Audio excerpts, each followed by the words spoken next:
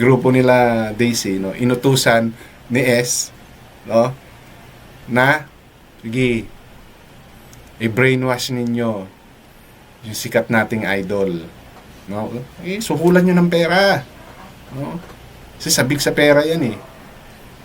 Jowa, sige, kung may jowa yan, alayan nyo sa jowa, no, ikaw tikman mo muna. Bago, turuan mo niya. Baka hindi marunong mag-shoot yan.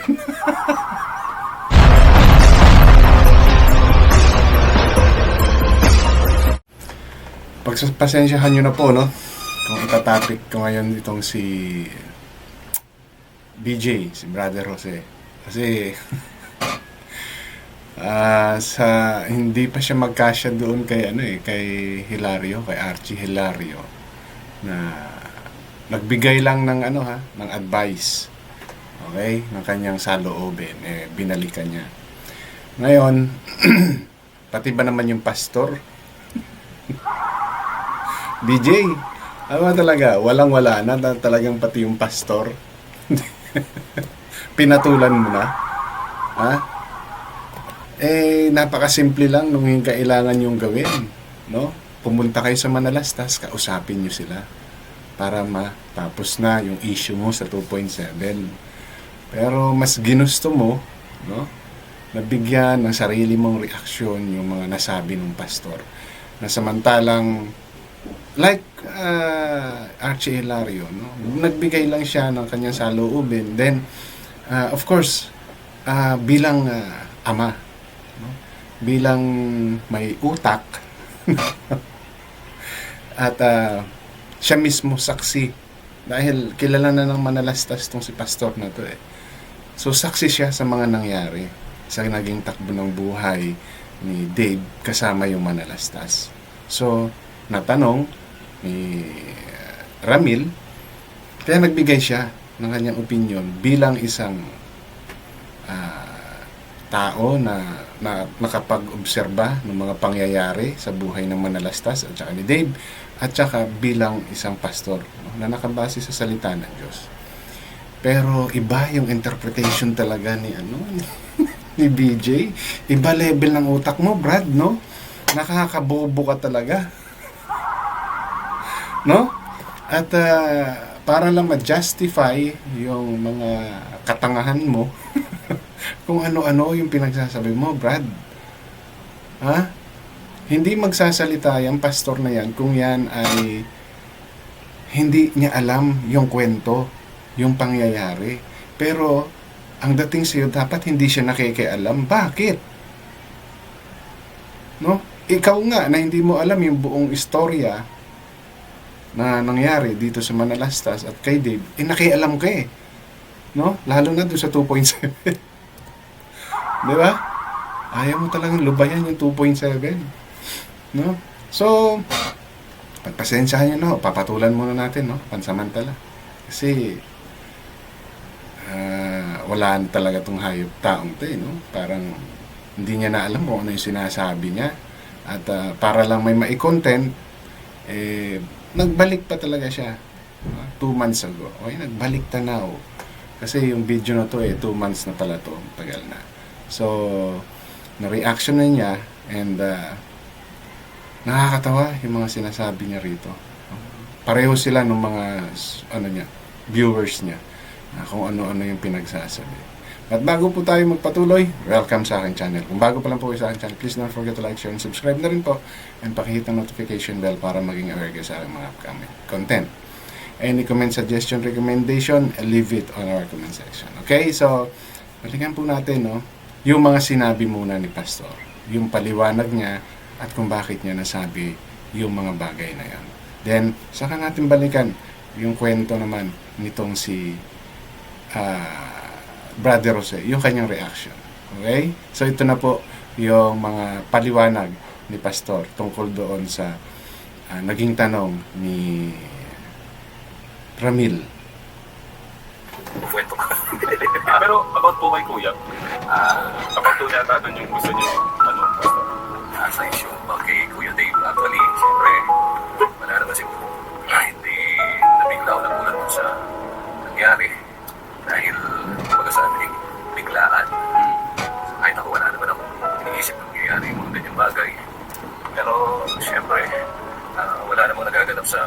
ba na hindi batid ng Panginoon at may mga pinahintulot siya na maaaring kumisan, hindi natin maintindihan bakit nangyayari, bakit sa atin nagaganap yung mga ganung bagay.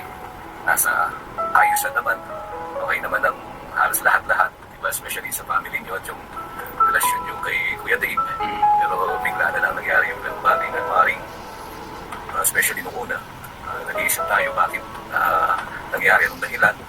Kumbaga bakit biglang nag-desisyon ng ganun o nagawa yung ganung bagay. Pero syempre, kung sa spiritual natin nilalagay yan, kasi dapat doon talaga laging nakatuon sa spiritual lagi. Lalahanin natin na ang kaaway o diablo, namarito siya para magnakaw, pumatay at magwasak. Wala namang may gusto na masira ang relasyon, masira ang pamilya, kung dahil man sa church o sa lahat-lahat. Si Satanas o ang diablo ang may gusto na masira. Diba? Kahit yung ano na sa inyo, sa Madalastas family at kay Kuya Dave o sa kanino man na may kaugnayan dyan sa bagay na yan. Lalahanin natin, hindi tao kalaban natin, hindi sabi nga yung mga spiritual na kasamaan o ang diablo sa puno kanyang mga kapatid. Sila talaga ang promotor sa mga ganyang bagay, hindi ang tao. Kumbaga, may mga tao lang na nagagamit, pero ang talagang kalaban natin ay Satanas. So syempre, tinuring mong tunay na anak si Kuya Dave. Syempre pag ganun talaga yung kaugnayan, hindi naman pwedeng dahil para sa akin, kung mo nangyari yung ganun, parang wala na, parang putol na. So, katulad ng sarili nating anak, hindi ko mo nagkamali or nagkasala naman sa atin, parang binitawan na natin. Patuloy pa rin pananalangin, patuloy pa rin yung maganda sana kung yung connection nga ay patuloy komunikasyon. At syempre, kung ano man yung talagang plano or purpose ng Lord kung bakit nangyari yung mga ganyang bagay, magiging maliwanag ang lahat. At pagmamahal kay Kuya Dave ay naiba naman yun doon pa man sa simula kapag dito sa pangyayari ito, higit na may papadaman ninyo sa kanya kapag nandiyan siya sa kanyang kalagayan, kasarap siya, kamalik siya.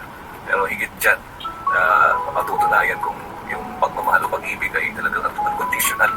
Gaya ng pag-ibig ng Panginoon sa atin ay ang unconditional yung love niya sa atin, hindi dahil sa mabuti tayo, mabait tayo, kundi inibig tayo ng Panginoon kahit sino pa tayo. So, let's hope and pray na as soon as possible ay maiayos yung lahat. Especially sa buhay po ni Kuya Dave. Sa lahat po ng may kaugnayan sa nangyayari sa kasalukuyan, na Diyos po ang umayos o gusto sa pag-iisip o sa kalooban ng bawat isa. At mailagay pa rin sa ayos ang lahat ng nangyayari ito. At ang pag-ibig lang talaga ang dadaig sa anumang kasamaan o hirap sa mundo ito. O anumang dahil tayo pinatawad ng Panginoon, tuto rin tayo magpatawad. Tayo'y nabubuhay sa ilalim ng biyaya ng Diyos. Walang mali ang pag-ibig ng Diyos. Tinanggap natin yun, nararanasan natin. Pinagpapala tayo ng Diyos. So maging daluyan at gamitin natin yan para sa pagwalhati at karangalan ng Panginoon. So ayan po, salamat po. So ayan po, no? Narinig nyo naman yung paliwanag ni Pastor. Diba? So, malinaw doon na more on advice, no? At more on talagang pagpapakita, no, ng mga nagawa ng mga manalastas at yung naging asal ni Dave. At sino ba yung demonyo tinutukoy dito? No? Na natukoy. No? Ginamit ng mga demonyo. No? May mga taong ginamit si Satanas para mangyari yung nangyari niyan kay Dave at saka kay Ramil. And alam na natin kung sino yung mga Satanas, yung mga ginamit ni Satanas. No? Kasi obvious naman eh. Diba? May ginamit na tao. At bago nangyari yung itong paghihiwalay ni Dave at saka ni Ramil, nakita natin kung paano trinabaho nung mga inatasan ni Satanas para masira no, si Ramil kay Dave at ma-brainwash nila si sikat nilang idol. Diba? Then, nung medyo hindi nagkulang ng pwersa yung mga inutusan ni Satanas, eto pumasok si BJ at saka si Uragon. No, mga kampo ni Satanas. Sino pa ba? Di ba? Sino ba yung pwede nating isipin? Yung mga vloggers ba ni Tekram? O, mga sila ba yung mga satanas? Hindi ba ako babayag? No? Kasi, nasa tama yung sinasabi ko.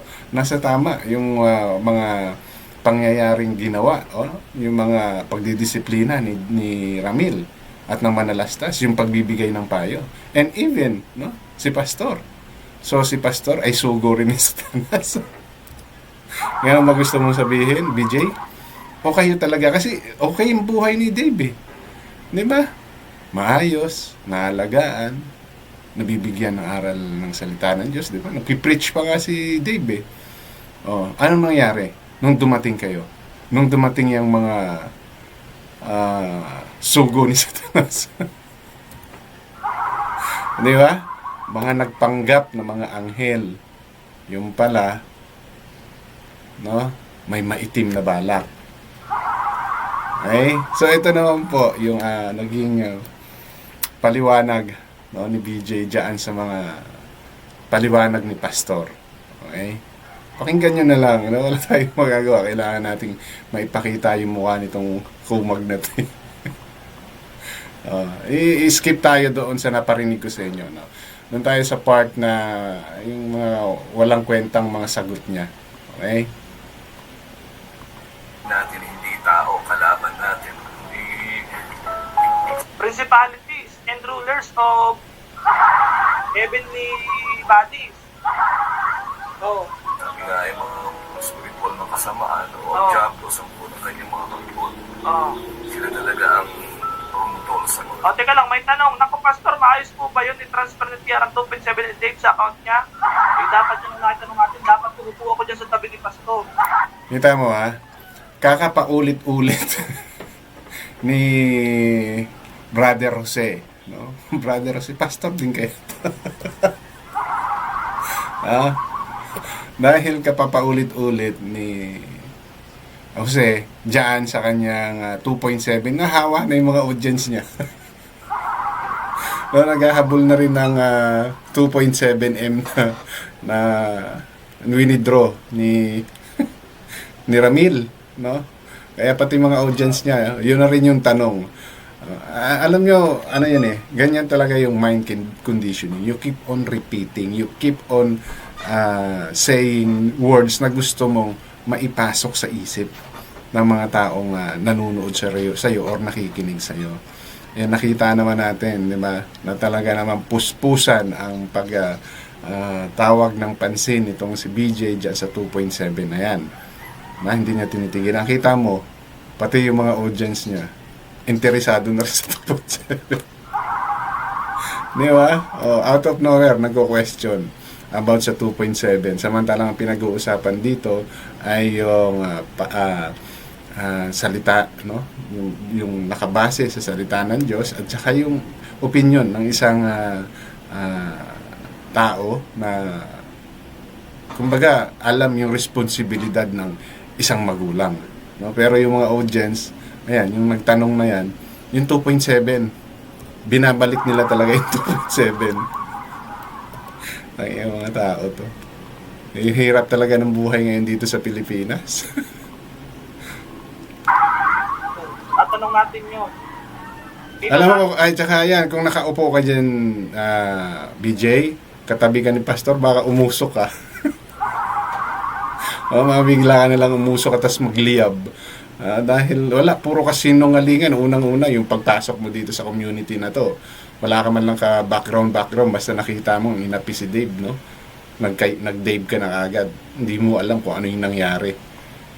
So kung ikaw ay katabi ni Pastor, baka umusok ka. Umusok ka. Huwag mo nang isiping tumabi pa sa kanya, no? Pero hello po. Palaging share po ano mga kapambira ng ating live mga kapambira. Palaging share po. Okay, balik tayo dito. Ulit yung bagay, hindi ang tao. Baga, may mga tao lang na Oh, hindi daw yung tao ang kalaban.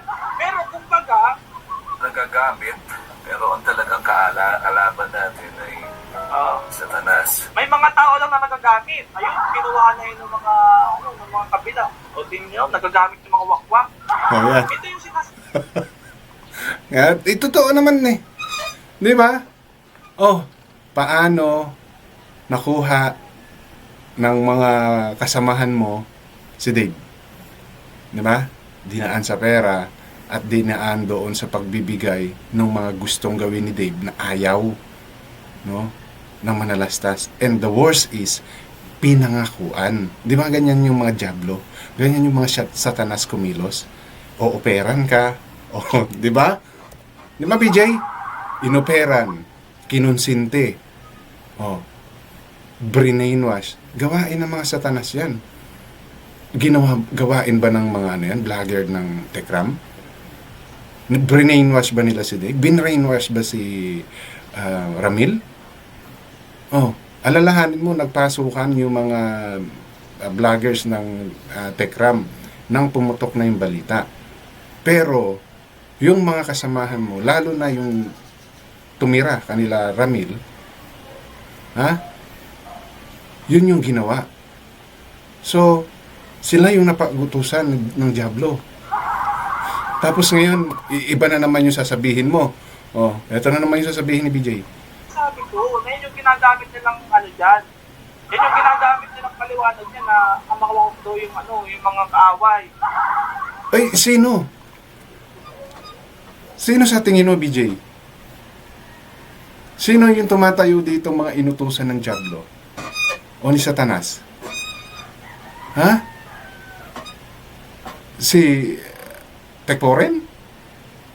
Yung nanay ni Dave, si Apple? Oh.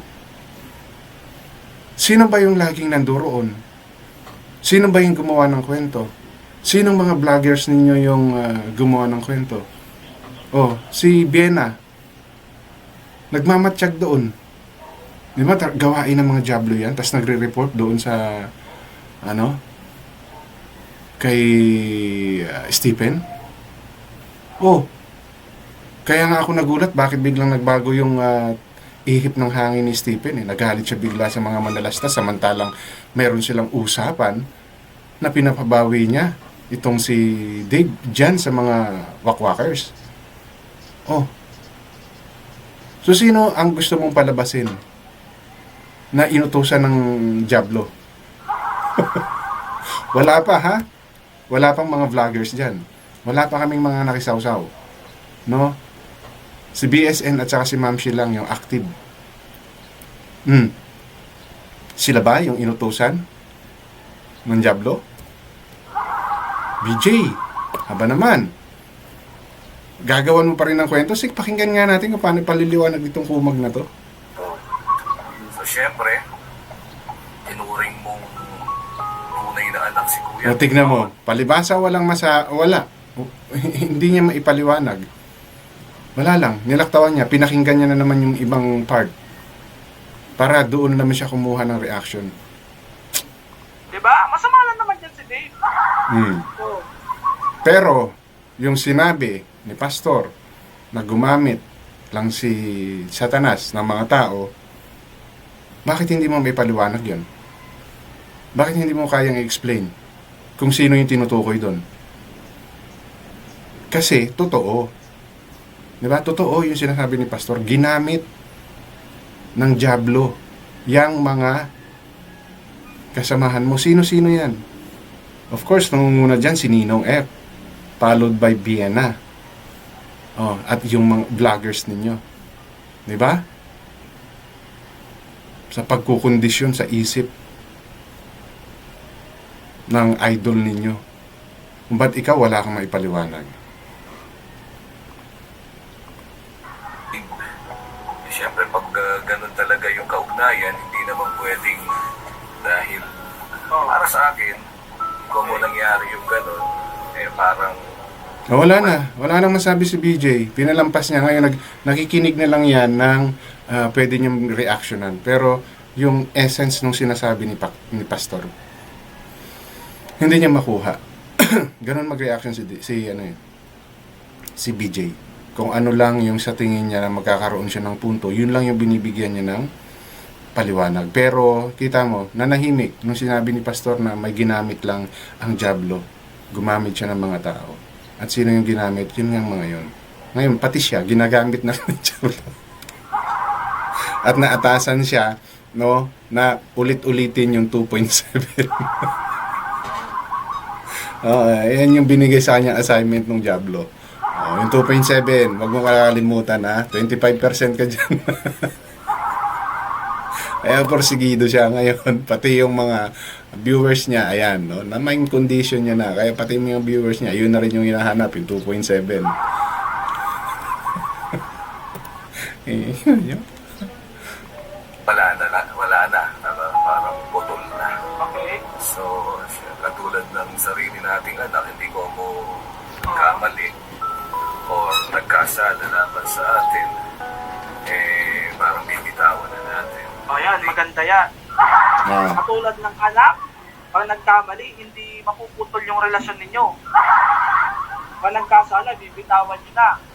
Beautiful vow, real life date, at pakaligo ko lang. Nahabol pa. Patuloy pa rin pananalangin, patuloy pa rin Okay. yung maganda sana kung yung connection Ito. Nabanggit na naman yung pananalangin dito. na Wait lang. parang bibitawan na natin. Okay. Patuloy pa rin pananalangin, patuloy pa rin yung maganda sana kung yung connection nga ay patuloy, komunikasyon.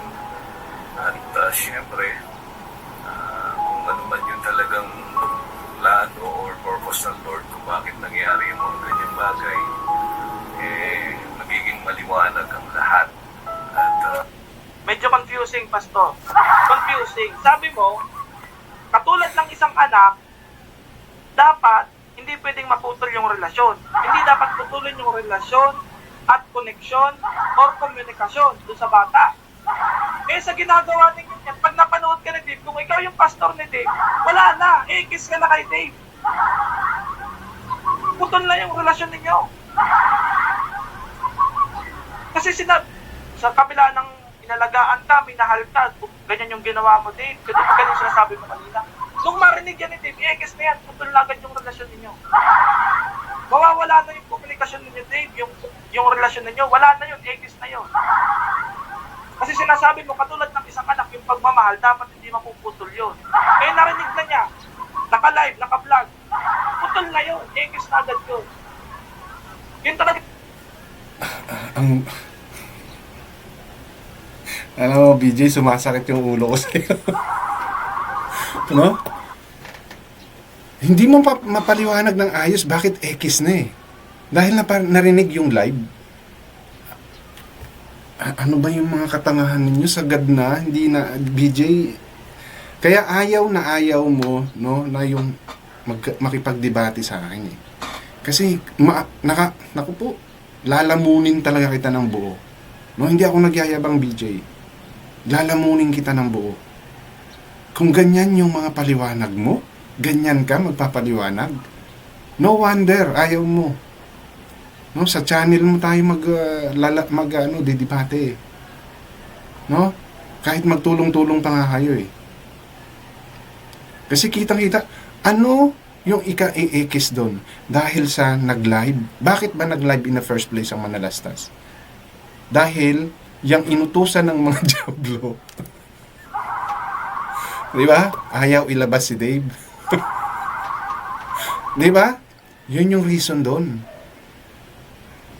At puputulin yun ni Dave kasi mapapahiya sila pare-pareho.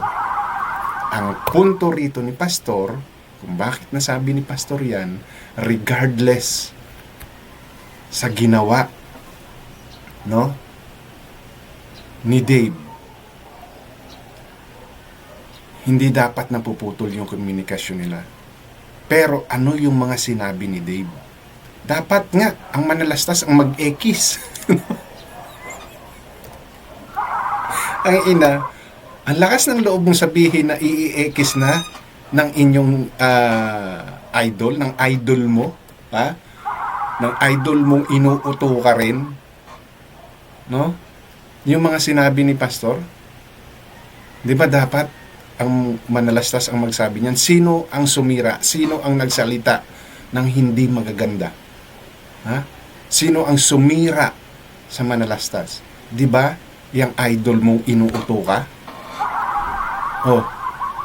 Dahil sa disiplinang pinatutupad ni Ramil sa kanilang lahat, anong isip niya? Binaltrato. Na sinakyan yung puro mga inutil na mga may edad. Matatanda na kayo pero nagpapauto kayo sa wala pang 18 during that time. No? Kita nyo yung katawan ng minaltrato naman. Pinahiya. Naman, BJ. Ay, yung kabubuhan mo, huwag mo masyadong palalain, Brad, kasi nakakatakot ka. No? Pamilyado ka, may anak ka. Ganyan ka magsalita, ganyan ka magpaliwanag, ganyan mo idepensa yung inyong idol na inuuto ka rin. So, ganyan ka magpapalaki sa mga anak mo. Wala kang pakialam sa mangyayari sa kanya. Ang mahalaga, sinunod mo ng sinunod yung gusto niya dahil para sa iyo yun ang tama. Aba, kailangan mo magpaalaga rin kay Ramil? Ano? O gusto mo dalhin kita kay Daddy Frankie? I-recommenda ka namin kay Daddy Frankie kasi mukhang malala ka na, Brad, eh. No? Ang linaw ng paliwanag ni Pastor, no, about diyan sa ginawa ni Dave. Kasi siya mismo nakikita niya at nagbigay siya ng kanyang paliwanag base sa pagiging magulang at sa espiritual na parte. Oh, siniraan ba si Dave? Anong paninirang ginawa kay Dave? Paninira ba yung pagsasabi ng totoo? Hindi mo matanggap, no? Yung mga kasama mo ay nakutusan ng dyablo. Tapos, nung di kinaya, ayan, nirecruit ka. Sino yung dyablo? Oh. Para saan ba yung S? S stands for what? Yun yung nagpaikot sa inyo. Na pinapaikot din ni sikat yung idol. Diba? Alam nyo na. No? Si S, si Satanas, nasa ibang bansa, diba? Inutusan na si Vienna, si Daisy, diba? And the rest, kung sino pa yun nandoon, yung Melanie ata. Kayong mga grupo ninyo, yung grupo nila Daisy, no? Inutusan ni S, no? Na, sige, i-brainwash ninyo yung sikat nating idol. No? Sukulan nyo ng pera. No? Kasi sabik sa pera yan eh. Jowa. Sige, kung may jowa yan, alayan nyo sa jowa. No? Ikaw, F, tikman mo muna. Bago, turuan mo niya. Ang F. Baka hindi marunong mag-shoot yan. Di ba? Bigyan mo ng pera. Jowa. Sige. Sige, konsintihin ninyo. Bigay nyo yung gusto. Di ba? Yun yung utos ni S. Ni Satanas. Oops, hindi kinaya. Eto. Tawagin natin. Si brother. Nagpapanggap to eh. Yan yung mga gusto ko, yung mga nagpapanggap. Ayun. Brother, gaano ba kailangan mo? Puntahan mo doon si sikat nating idol. Mag heart to kayo. Eto, pamasahe mo. Di ba? Yung mga galawan na yan. So, totoo yung sinasabi ni Pastor na siya ay gumamit, no? Gumamit si Satanas, yung Diablo, si S, ng mga tao. At kayo yung mga taong ginamit na yun. At ginagamit pa rin hanggang ngayon. Kita nyo? Galawang Satanas talaga yan eh. Nung nakita niya na bumabakbak na kayo, ayun. No, si Duterte na, ang kanyang sinisigaw-sigaw doon sa Facebook. Ay, nako. Ay, paglalaroan ko na lang kayo kasi sumapikon ako sa inyo. Lalo na sa iyo. Kasi, napaka-ayos ng paliwanag ni Pastor Taos eh. Ito-twist mo yung kwento. No? Mantakin mo, saludong-saludo ka dyan sa sikat ninyong idol na kung maririnig niya yung sinabi ni Pastor, puputulin niya na. Ang kay Pastor nga no? Hanggat maaari, wag putulin yung komunikasyon. No? Nag-live ang Manalastas para ipaalam sa audience at sa mga viewers sa Tekram community na wala na sa kanila si Dave. Pero anong naging sagot ng inyong idol? Minaltrato, napahiya, nawala na yung kanyang iniidolong tatay kasi dinidisiplina na siya. Ay, nako. So, yun po, no? Yung gusto kong i-share sa video na to. And wala talaga, no? BJ, no wonder, no? Kaya walang sumasagot sa inyo doon sa hamon ko, no? I'm not after any subscriber. Kasi wala naman ako makukuhang subscriber sa inyo, Wala akong makukuhang subscriber sa inyo. At kung mayroon man mag-subscribe sa akin, ngayon pa lang ini-encourage ko na i-unsubscribe nyo. Huwag kayong mag-subscribe sa akin yung mga supporters ni BJ, Kung sino man kayo. Please lang, mag-unsubscribe kayo kung nakasubscribe kayo sa akin. No? Kasi ayaw kong mahaluan yung mga viewers ko ng mga malalabnaw yung utak. Okay? Kasi yung mga viewers ko, marunong mag-isip, marunong mag-analyze. Tested ko na yan. Okay, so hanggang dito na lamang po at matuto po tayo mag-fact check, no? Para hindi po tayo mapagsabihan fake news katulad nitong nasa screen ko. Alright, so hanggang dito na lamang. Maraming salamat.